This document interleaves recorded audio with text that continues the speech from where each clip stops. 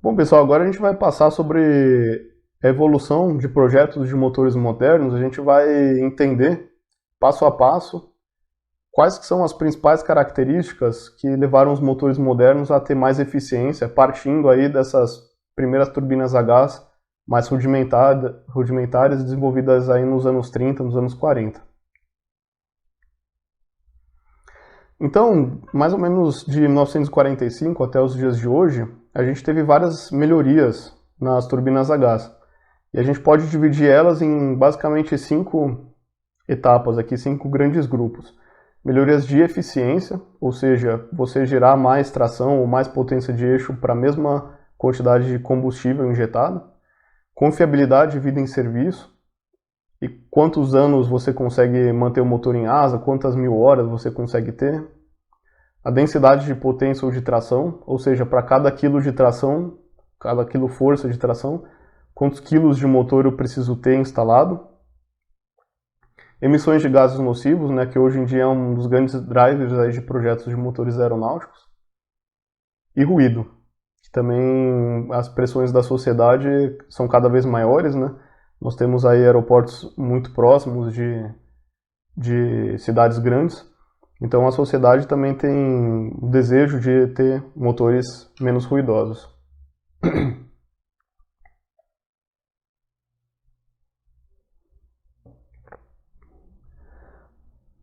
Bom, pessoal, dos anos 40 até os dias de hoje, né, a gente vai começar falando da eficiência.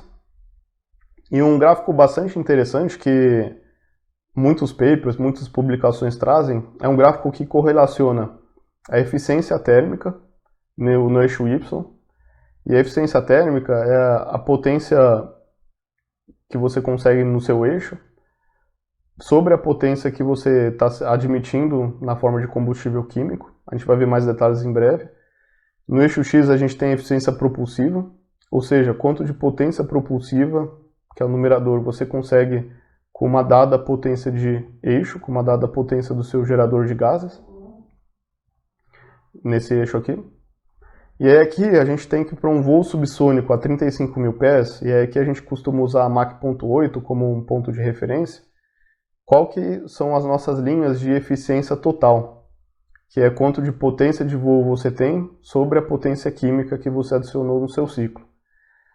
Então a gente tem aqui essas ilhas de eficiência total indo de 0.1, ou seja, 10%, até 0.6, 60%. E a gente tem aqui essas esferas com as evoluções dos motores. E a gente tem aqui que os primeiros motores experimentais, os turbojatos, eles tinham aí uma eficiência total na faixa dos 20%. Os motores de baixo bypass, aí dos anos 60, 70, levaram essa eficiência para próximo dos 30%, a eficiência total. Os motores modernos de alto bypass que estão voando hoje têm uma eficiência total entre os 30% e 40%, essa região. E os novos motores que estão sendo pesquisados de altíssimo bypass ou ultra high bypass, eles têm eficiências totais superiores a 40%.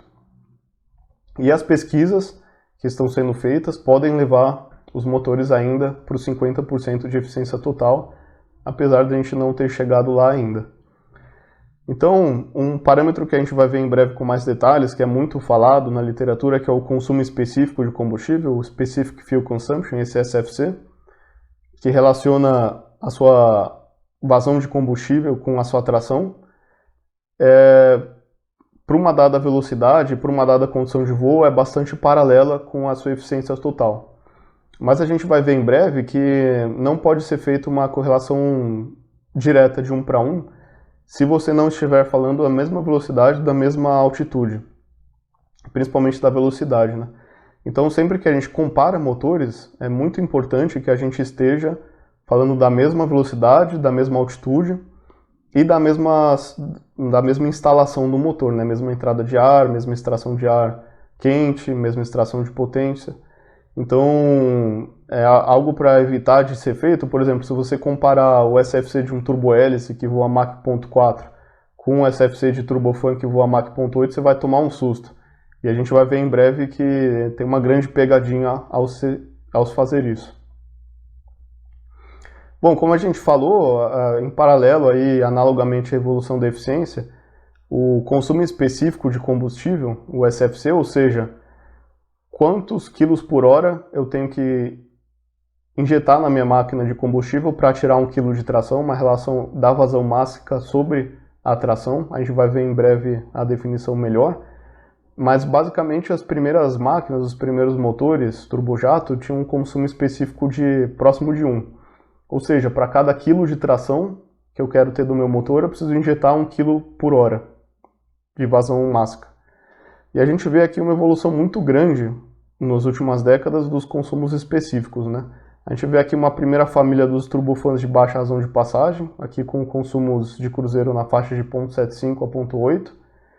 Depois uma grande família aqui dos turbofans de razão média de passagem, vamos dizer assim, razão de passagem entre 5 e 6, que tem um consumo específico entre 0,55 para motores grandes, como PW4000, os Trents, até 0,7, como os primeiros turbofans, como o JT9D ou RB211. Então essa faixa de 0,7 até 0,55 dos turbofans de média razão de passagem. E aqui nesse gráfico é bem interessante que a gente tem motores, por exemplo, do 737, CFM56, A320, V2500. E por fim os motores de altíssima razão de passagem que entraram em serviço aí no fim da década de 90. Um dos primeiros deles foi o GE90, que aí, de acordo com esse gráfico...